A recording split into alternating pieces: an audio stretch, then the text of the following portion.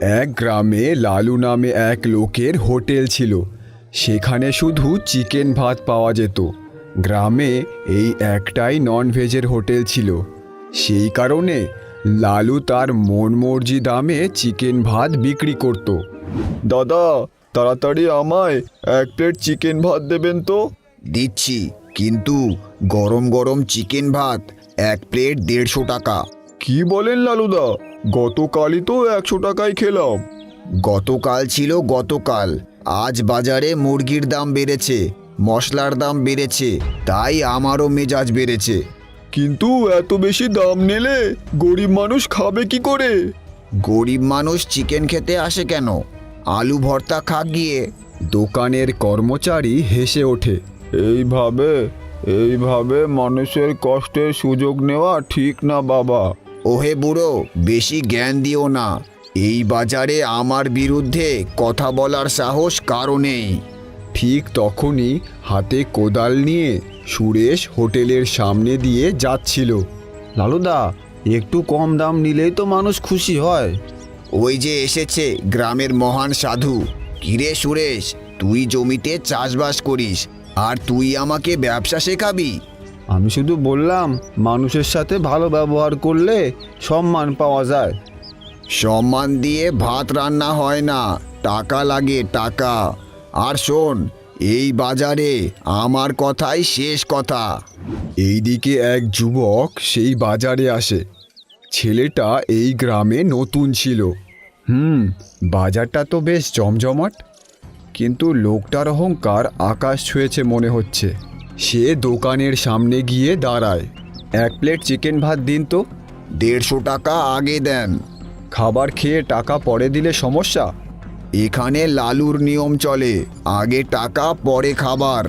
বিজয় pocket থেকে টাকা বের করে দেয়। ঠিক আছে, তবে একটা কথা বলি, যে ব্যবসা শুধু ভয় দেখিয়ে চলে সেটা বেশি দিন টেকে না। চারপাশের মানুষ অবাক হয়ে তাকায়। তুমি নতুন এসেছো তাই বেশি কথা বলছো। এই বাজারে আমার সাথে লাগতে এলে মানুষ টিকতে পারে না। দেখা যাবে। লালু রাগে ফুঁসতে থাকে। লোভ আর অহংকারে অন্ধ হয়ে গিয়েছে লালু।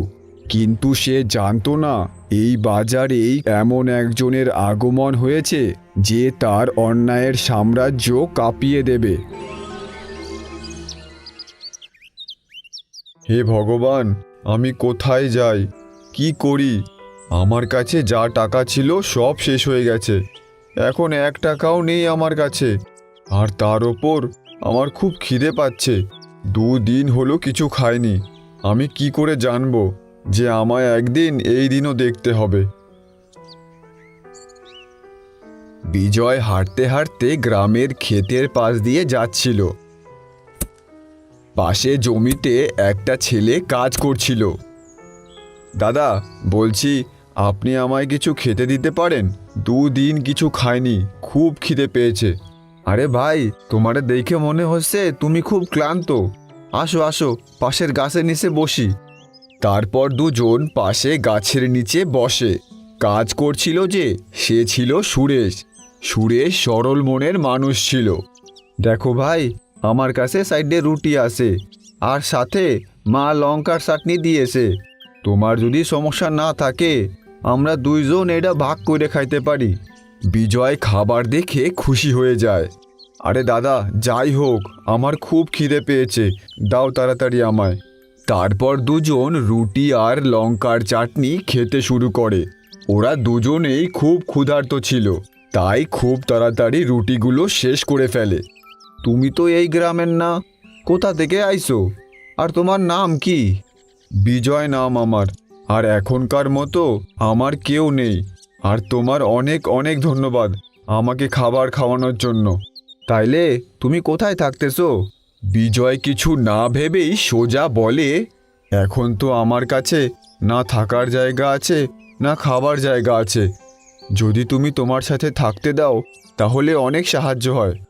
আমি তো একজন গরিব কৃষক। তোমার সমস্যা না থাকলে তুমি আমার ছোট্ট ঘরে থাকতে পারো, কিন্তু হ্যাঁ, খাবারের জন্য তোমার এই কিছু করতে হবে। দুজনে এই সব কথা বলে সুরেশের বাড়ি চলে যায়। সুরেশ তার মায়ের সাথে থাকতো। সুরেশদেরকে দেখে সুরেশের মা বলে, তোমার সাথে এটা কে? কোথা থেকে নিয়ে আসলে একে? মা, ও বিজয়।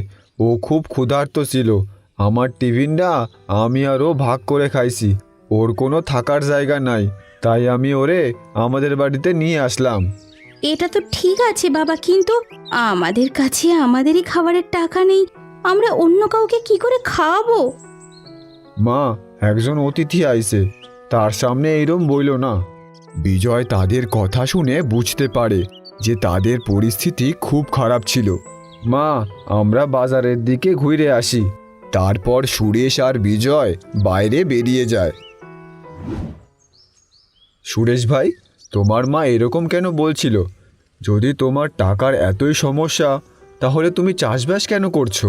ভাই, কি বলবো আর, এক সময় আমার মায়ের খুব শরীর খারাপ হয়েছিল, যার জন্য আমি গ্রামের প্রধানের কাছ থেকে কিছু টাকা ধার নিছিলাম। তারপর আমি ওই টাকা শোধ করতে পারি নাই, তাই আমি ওনার ক্ষেতে কাজ করতেছি। যা ধার ছিল সব কাজ কইরে শোধ করব। সুরেশের কথা শুনে বিজয় সব কিছু বুঝে যায়। আরে, তাহলে তুমি কিছু ব্যবসা করো না কেন? এত লোক ছোট ছোট ব্যবসা করছে, তোমার চাষবাস থেকে ভালো কামাই হবে ব্যবসাতে। আমার কাছে এত টাকা নাই। যা টাকা কামাই করি তার বেশিরভাগটাই প্রধান নিয়ে নেয়, আর যা টাকা বাইসে থাকে সেই দিয়ে আমার আর আমার মায়ের কোনো রকমে পেটটা চলে। তারপর দুজনে গ্রামে ঘুরতে থাকে। তারা বাজারে যায়। বাজারে অনেক খাবারের দোকান ছিল, কিন্তু সব থেকে বেশি ভিড় লালুর হোটেলেই ছিল, কেননা লালু একাই চিকেন কারি বিক্রি করত। আরে সুরেশ, এত খাবারের দোকান দেখলাম, কোথাও এত ভিড় ছিল না। ওইখানে এত ভিড় কেন? ওখানে কি বেচছে যার জন্য এত ভিড়? এটা তো লালুর হোটেল। লালু আমাদের গ্রামের খুব অহংকারী এক লোক। ও একাই চিকেন ভাত বিক্রি করে, এই জন্যই লোকেদের ভিড় সব সময় থাকে ওর হোটেলে। আরে, গ্রামবাসীদের চিকেন যখন এতই ভালো লাগে, তাহলে অন্য কেউ চিকেনের হোটেল কেন খুলছে না? কি কইরে খুলবে? ওই যে লালু, ও শয়তান লোক। যদি কেউ সাহস কইরে চিকেন বা মটনের হোটেল খোলে, তাইলেও কিছু না কিছু কইরে সেটা বন্ধ কইরেই দেয়। দুজনে এইরকম কথা বলে সেখান থেকে চলে যায়। তারপর তারা বাড়ি ফিরে আসে। রাতে যখন তারা খাবার খাচ্ছিল, শোন বাবা, মাস হতে চললো, কাল কিছু টাকা প্রধানের কাছ থেকে নিয়ে আসিস। ঠিক আছে মা, আর কিছু টাকা চেয়ে নেব ওনার থেকে। সুরেশ, তোমার যদি কোনো অসুবিধে না থাকে, আমি কি কালকে তোমার সাথে প্রধানের বাড়ি যেতে পারি? ঠিক আছে ভাই, কাল তুমি আমার সাথে প্রধানের বাড়ি যেও। তারপর সুরেশ আর বিজয় শুয়ে পড়ে। পরদিন সকাল, লালুর দোকানে ভিড় ছিল। লোকেরা মজা নিয়ে চিকেন কারি খাচ্ছে। দাদা, চিকেন ভাত খাওয়ার পর যদি চাটনি পাঁপড় থাকতো, তাহলে ব্যাপারটা পুরো জমে যেত। এ কি, এটা বাড়ি পেয়েছেন নাকি? একে তো 150 টাকায় চিকেন ভাত খাওয়াচ্ছি, তার উপর চাটনি পাঁপড় চাইছেন? এইদিকে সুরেশ আর বিজয় প্রধানের বাড়ি রওনা করেছে। এসো এসো সুরেশ, কি ব্যাপার? ক্ষেতের সব কাজ ঠিকঠাক হচ্ছে তো? হ্যাঁ প্রধান মশাই, কাজ ঠিকঠাক চলতেছে। আমি বলতে আসলাম যে এই মাসে কিছু টাকা যদি পাওয়া যেত। একে তো তুমি আমার থেকে টাকা ধার নিয়ে রেখেছো, আর তুমি যা কাজ করো তাতে তো আমার টাকা শোধ হবে না, আর তুমি আরও টাকা চাইছো। প্রধান মশাই, আমি তো আপনার এখানেই কাজ করি। আপনি যা টাকা দেন ওই টাকাই। আমি এর থেকে বেশি টাকা আর কোথায় পাবো যে আপনার টাকা শোধ করব? যত টাকা তুমি কাজ করে কমিয়েছিলে, সুদের ওপর সুদ লেগে আবার সেই টাকা বেড়ে গেছে। আমার মনে হয় না তুমি কখনো তোমার টাকা শোধ করতে পারবে। পরিষ্কার বলছি, শোনো সুরেশ, যদি তুমি 1 মাসের মধ্যে ধারের সব টাকা শোধ না করো, তাহলে আমি তোমার বাড়ি জমি সব নিয়ে নেব। প্রধান মশাই, আমায় ক্ষমা করুন। আমি এত তাড়াতাড়ি আপনার টাকা কি কইরে শোধ করব? আমারে আর একটু সময় দিন। অনেক সময় তোমায় দিয়েছি, আর না, 1 মাস আছে। তুমি যা করার করতে পারো, কিন্তু আমার 1 মাসের মধ্যে 30,000 টাকা লাগবেই। তারপর সুরেশ সেখান থেকে উদাস হয়ে চলে আসে। ভাই তুমি ভেঙে পড়ো না, সব ঠিক হয়ে যাবে। কি করে ঠিক হবে ভাই? আমি এত টাকা কোথা থেকে আনবো? আমার তো চাষ করেই সময় চলে যায়। চাষ করে তুমি এত টাকা কামাতে পারবে না, আমাদের অন্য কিছু করতে হবে। দেখো, আমার কাছে একটা বুদ্ধি আছে। আমি যবে থেকে এই গ্রামে এসেছি তবে থেকে দেখছি তোমার এই গ্রামে চিকেন ভাতের হোটেলে খুব ভিড় থাকে। যদি আমরা কিছু কইরেও চিকেন ভাতের দোকান দিই, তাই হইলে ওই লালু বন্ধ করে দেবে। আরে আমরা কপি করব তবে না বন্ধ করবে? আর ও তো অনেক বেশি দামে বিক্রি করে ওর চিকেন ভাত। লোকেরা খেতে পারছে না, তাই অনেকে না খেতে পেরে চলে যাচ্ছে। আর গ্রামে চিকেন কারির একটাই দোকান। কিন্তু তোমার মাথায় কি চলতেছে সেটা তাড়াতাড়ি বলো। চিকেন পরোটা, আমরা চিকেন পরোটার দোকান দেব। বাহ, এইটা তো বেশ ভালো বুদ্ধি। চিকেন পরোটা, গ্রামবাসীরা এত চিকেন খায়, এখন যদি আমাদের দোকানও হয় তাহলে আমরাও ভালো কামাই করব আর তাড়াতাড়ি প্রধানের সব টাকা শোধ করতে পারবো। তাহলে এটাই পাক্কা হয়ে গেল, কাল থেকেই আমরা চিকেন পরোটা বিক্রি করব। আমাদের ঠেলা এই গ্রামে সব থেকে স্পেশাল ঠেলা হবে। কিন্তু ভাই, আমাদের কাছে এত টাকা কোথা থেকে আসবে? ঠেলা কিনতে হবে, রান্নার সব জিনিসপত্র কিনতে হবে, সেগুলো কোথা থেকে আসবে? চিন্তা করো না, আমার কাছে একটা সোনার আংটি আছে, এটা বেচে দিলেই সব জিনিস হয়ে যাবে। তারপর বিজয় তার সোনার আংটি বের করে সুরেশকে দেখায়। আরে, তোমার কাছে সোনার আংটি কোত্থেকে আসলো? দেখো ভাই, তুমি চিন্তা করো না, এটা আমারই। চলো, এটা বিক্রি করে তারপর দোকানের সব জিনিস কিনে কাজ শুরু করি। দুই বন্ধুর চোখে এখন একটাই স্বপ্ন, তাদের ঠেলা আর প্রধানের সব টাকা শোধ করা। পরদিন সকালেই দুজনে মিলে চিকেন বানাতে শুরু করে। কিছুক্ষণেই তারা চিকেন রান্না করে ফেলে। তারপর তারা ঠেলা সাজিয়ে বাজারে ঠেলা নিয়ে চলে আসে। আসুন আসুন দাদা দিদি, আর খেয়ে যান গরম গরম চিকেন পরোটা। বিজয়ের ডাক আর চিকেনের কথা শুনে কিছু গ্রামবাসী সেখানে আসে। কি বলছো, চিকেনের সাথে পরোটা? বাহ! আরে গ্রামে তো একটাই চিকেন ভাতের হোটেল আছে, ও অনেক বেশি দাম নেয়। তোমরা বলো কত টাকা বেচছো এক প্লেট? দাদা, এক প্লেট 50 টাকা। আরে বাহ, 50 টাকা? তাহলে দাও আমাদের এক প্লেট করে। সুরেশ তাড়াতাড়ি প্লেট সাজিয়ে তাদের দিয়ে দেয়। লোকগুলো খেতে শুরু করে। আরে বাহ ভাই, চিকেনের তো খুব স্বাদ হয়েছে, পরোটা দিয়ে খেতে খুব ভালো লাগছে। সত্যি ভাই, খুব ভালো বানিয়েছো। তাদের কথা শুনে আশেপাশের লোকেরাও আসে। কিছুক্ষণেই তাদের ঠেলায় ভিড় লেগে যায়। দাদা, আমাকে 2 প্লেট দাও। সন্ধ্যা পর্যন্ত ঠেলা পুরো খালি হয়ে যায়। ভাবলাম আমি একটু খাবো, কিন্তু সবই তো শেষ হয়ে গেছে। আজ কামাই তো হলোই, কাল সকালে তুমি সবার আগে খেও, তারপর বেচবো। পরদিন সকালে বাজারে হইচই লেগেছিল, কিন্তু সব থেকে বেশি ভিড় সুরেশ আর বিজয়ের ঠেলার সামনে ছিল। সেখানে লোকেরা চিকেন পরোটার স্বাদ নিচ্ছিল, আর এই দেখে সামনে লালুর সহ্য হচ্ছিল না। কত ভালো আমার হোটেলটা চলছিল, ওরা আমার হোটেল চালাতে দেবে না, ওরা চিকেন পরোটার দোকান দিয়েছে। লালু রেগে সুরেশের ঠেলার দিকে যায়।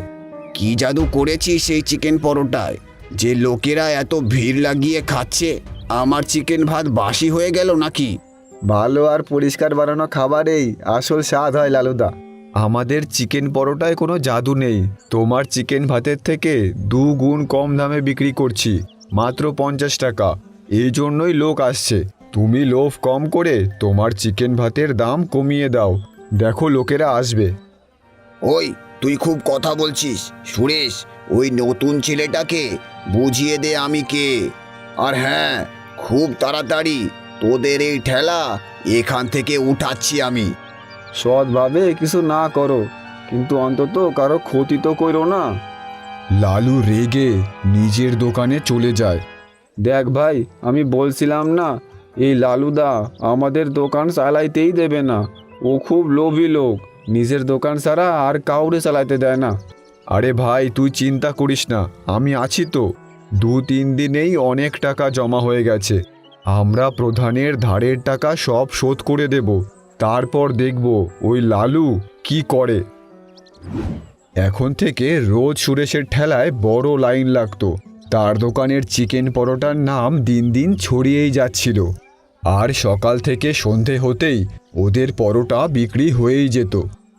বাহ ভাই বাহ, যে তোমার চিকেন পরোটা একবার খাবে দ্বিতীয়বার না এসে থাকতে পারবে না। তোমাদের চিকেন পরোটায় এত স্বাদ কি করে? কি দাও এতে? আমার ছেলে তো খুব বায়না করছে খাবার জন্য। হ্যাঁ দিই তো, আমাদের বন্ধুত্বের ভালোবাসা দিই এতে। দাদা, আপনার ছেলের জন্য 1 প্লেট চিকেন পরোটা আমাদের তরফ থেকে একদম ফ্রি। আপনারা খুব ভালো, আপনাদের অনেক ধন্যবাদ দাদা। তারপর সুরেশ ওই লোকটাকে চিকেন পরোটার প্যাকেট করে দিয়ে দেয়। এভাবেই কিছুদিন পর ওদের ভালো টাকা জমা হয়েছিল। শোন ভাই, টাকা ভালো জমেছে, এখন আমরা গিয়ে প্রধানের সব টাকা শোধ করে দেব। ঠিক বলছিস, চল যাই, প্রধানের সব টাকা দিয়ে দেব। অনেক কথা বলছিল আমারে, আমি এত তাড়াতাড়ি ওনারে টাকা দিয়ে দেব, উনি তো অবাক হয়ে যাবে। তারপর দুজনে বেরিয়ে পড়ে প্রধানের বাড়ির উদ্দেশ্যে।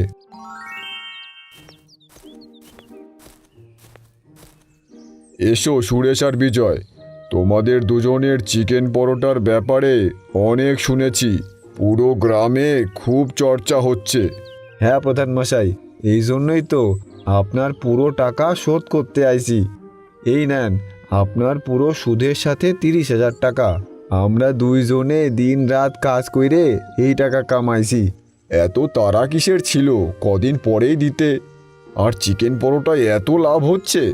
ওনার কথা শুনে বিজয় মনে মনে ভাবে, টাকা দেখে সব লোকেরই মন বদলে যায়। ওই দিন কত রেগে কথা বলছিল উনি। বিজয় আর সুরেশ আজ খুব খুশি ছিল, কেননা ওরা তাদের পরিশ্রমে প্রধানের সব টাকা আজ শোধ করে দিয়েছিল। দুজনে কথা বলতে বলতে তাদের বাড়ির দিকে যাচ্ছিল। তখনই রাস্তার পাশের মিষ্টির দোকান থেকে মনোজ নামে এক ময়রা কাকা তাদের ডাকে। বলো বাবা সুরেশ, তোমার ঠেলায় ভালো বিক্রিবাট্টা হচ্ছে তো? হ্যাঁ কাকা, আপনাদের আশীর্বাদে ভালোই চলতেছে। কিন্তু মনে রেখো বাবা, সব সাফল্যের পেছনে খারাপ নজরও লেগে থাকে। কাকা, আপনি কি বলতে চান? বাবা, আমি এক সময় বিরিয়ানির দোকান খুলেছিলাম, কিন্তু ওই লালু মিথ্যে বদনামি দিয়ে আমার দোকান বন্ধ করে দিল। এই জন্য বলছি একটু সাবধানে, নিজের খেয়াল রেখো। তারপর দুজনেই বাড়ি চলে যায়। দেখো চোখে চোখে সর্ষে ফুল, করুক মাথা ঝিম ঝিম। আর সেদিন রাতেই লালু বুদ্ধি আটছিল। এই বটু শোন, সব সময় নেশায় থাকিস। আজকে আমি তোকে একটা কাজ বলছি, কাজটা ভালো করে করতে হবে কিন্তু, বুঝেছিস? আরে মাতাল, ভালো করে শোন। ওই যে সুরেশ আছে না, ওর ঠেলা ওখান থেকে গায়েব করে দে, বুঝলি? তারপর তুই যা চাবি তাই দেব। আরে চিন্তা করো না কালুদা, এমন জায়গায় সরিয়ে দেব যে কেউ খুঁজেই পাবে না। আপনি শুধু একটা বোতল রেডি রাখবেন। তারপর বটু ওখান থেকে টলতে টলতে বেরিয়ে পড়ে। আজকে তো বোতলের জোগাড় হয়ে গেল। এই তো ঠেলাটা। সেখানে গিয়ে বটু ঠেলা ধাক্কা দিতে শুরু করে। ঠেলাটা চেন দিয়ে তালা মারা ছিল, তাই ঠেলাটা সরছিল না। আজ এই ঠেলাটা এত দূরে ফেলে আসবো যে কালুদা আমায় রোজ একটা করে বোতল দেবে। পরদিন বটু লালুর দোকানের সামনে ঘুমিয়েছিল। আরে বটু, তুই রাত থেকে এখানেই আছিস নাকি? একটা কাজ বলেছি, সেটাও ঠিক করে হলো না। হ্যাঁ আরে কালুদা, কি বলছো? ওই সুরেশের ঠেলা তো অনেক দূরে রেখে এসেছি কাল রাতে। আরে মাতাল, ওই দেখ দেখ, ওটা সামনে কার ঠেলা। এইদিকে সুরেশ আর বিজয়ের ঠেলায় খুব ভিড় ছিল। আরে ঠেলা এইখানে কি করে আসলো? আরে আমি সত্যি বলছি সুরেশ দা, আমি তো এইটা অনেক দূর ধাক্কা দিয়ে নিয়ে গেছিলাম। ভুলটা আমারই যে একটা মাতালকে কাজ দিয়েছি। যা, পালা এখান থেকে। একদিন রাতে বাজারের সব দোকান যখন বন্ধ হয়ে গেছে তখন লালু অপেক্ষায় ছিল বাজার ফাঁকা হওয়ার। তোর চিকেন পরোটার এত নাম, আমি থাকতে সেটা কি করে থাকতে দিই? ওই নাম আমি মাটিতে মিলিয়ে ছাড়বো। লালু এই দিক ওই দিক দেখে কেউ আছে নাকি। বাজার খালি দেখে সে লুকিয়ে সুরেশের ঠেলার দিকে যায়। ওইদিকে দুই বন্ধু খুব খুশি ছিল। এইরকমই চলতে থাকলে তাইলে আমরা আমাদের একটা হোটেল খুলে নেব, আর হোটেলের সামনে বড় করে নাম হবে সুরেশ আর বিজয়ের চিকেন পরোটা। দেখ ভাই, দোকান চলে আর না চলে, কিন্তু কখনো মনে লোভ আসতে দিবি না। দোকান সব সময় পরিশ্রম আর সততার সাথে চলে। পরদিন দুজনে ঠেলা খুলেছিল, আর প্রতিদিনের মতো ঠেলায় ভিড়ও ছিল।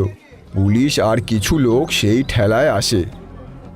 আমি ইন্সপেক্টর দয়া, আমার কাছে অভিযোগ আছে যে আপনি আপনার চিকেন পরোটায় কিছু মিশিয়ে গ্রাহকদের খাওয়াচ্ছেন। কি বলছেন স্যার, এমন কি হলো? আরে ইন্সপেক্টর স্যার, আমিও শুনেছি কোনো সমস্যা আছে ওদের চিকেন পরোটায়। আরে উনি মিথ্যা বলতেছে। আমাদের দোকানের খাবারে আমরা কোনো খারাপ জিনিস মিলাই না স্যার, এইটা কেউ আমাদের ফাঁসাচ্ছে। যতক্ষণ না তল্লাশি না হয় আমরা কিছু বলতে পারবো না। আমাদের ঠেলা পুরো তল্লাশি নিতে হবে। ঠিক আছে স্যার, আপনি তল্লাশি করুন, আমরা কিছু খারাপ করি না, তাহলে ভয় কেন পাবো? হ্যাঁ ঠিক আছে, তোমরা সবাই পেছনে যাও। এইদিকে বাজারে কিছু লোক জড়ো হয়ে যায়। সবাই এই সব ঘটনা দেখছে। তখনই পুলিশ একটা প্যাকেট পায় যাতে কিছু সন্দেহজনক পদার্থ ছিল। এটা কি? আমরা জানি না স্যার, এইটা এখানে কি করে আসলো। ও, এবার বুঝতে পারলাম, এই জন্যই চিকেন পরোটার এত চল। দেখো দেখো গ্রামবাসী, এই দেখো। এইসব দেখে বিজয়ের খুব রাগ হয়। সে লালুর দিকে আঙুল দিয়ে বলে, তুমি খুব লোভী লোক, এগুলো সব তোমার চাল, কেননা তোমার হোটেল তো চলছে না। আরে চোরের জোর গলা, নিজেরা খাবারে ওষুধ মেশাচ্ছিস আর দোষ আমায় দিচ্ছিস। তাদের মধ্যে প্রধান দাঁড়িয়েছিল। সে বলে, হ্যাঁ ভাই, তাই ভাবি এত টাকা এত তাড়াতাড়ি কি করে দিয়ে দিল?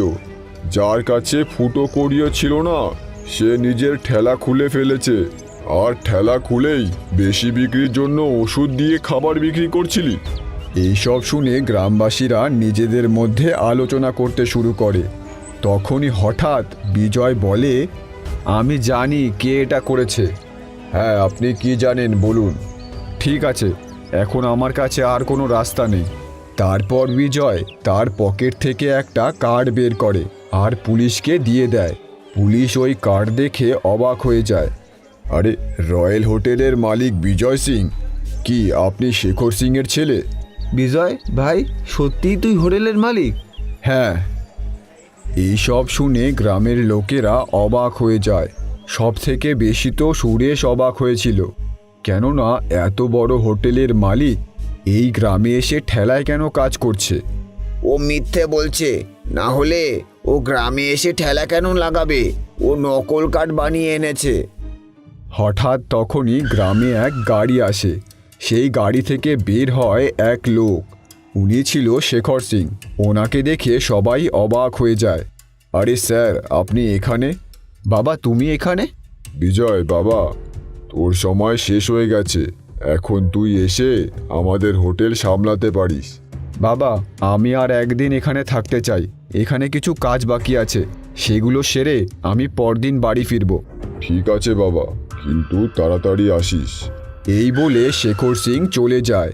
এখন সবাই বিজয়কে বিশ্বাস করে যে সে সত্যিই বলছিল। স্যার, বলতে পারবেন এই প্যাকেটে কি আছে?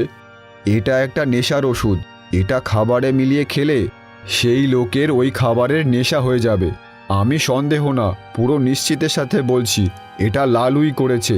আগে গ্রামে আরও চিকেন মটনের হোটেল খুলেছিল, সেগুলোও এইভাবেই বন্ধ করেছে ও। এটা মিথ্যে বলছে, এতে আমার কোনো হাত নেই। তুমি কি ভাবো এত বড় হোটেলের মালিক একটা ঠেলা চালাচ্ছে, সেটায় ওষুধ মিশিয়ে বিক্রি করবে? পুলিশ লালুর কথা না শুনে তাকে ধরে নিয়ে যায়। আর এইদিকে সুরেশ এটা ভাবছিল যে বিজয় কেন তার সাথে কাজ করছিল। বিজয়, তুই এত বড় হোটেলের মালিক হয়ে আমার সাথে কাজ কেন করতেছিলি? আরে আমার বাবা অনেক সরল আর উচ্চ মনস্ক মনের মানুষ। ওনার মনে হয়েছে আমি যদি হোটেলের মালিক হয়ে যাই, হোটেল আমি চালাতে পারবো না। এই জন্যই উনি আমার 1 মাসের পরীক্ষা নিল। এখন তুই চিন্তা করিস না, আমি তোর জন্য একটা হোটেল খুলেই এই গ্রাম থেকে যাব। এই জন্যই আমি এখনো আছি। এখন সুরেশ সব বুঝতে পারে। তারপর সে খুশি হয়ে যায়। তারপর গ্রামে বিজয় তাকে এক বড় হোটেল খুলে দেয়।